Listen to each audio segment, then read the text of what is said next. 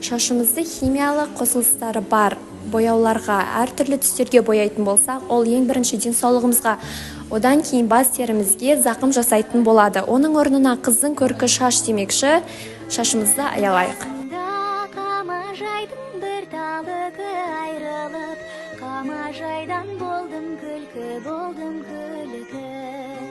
Айрылып қамажайдан отырғанда келеді, қай жерімнен ойын күлкі.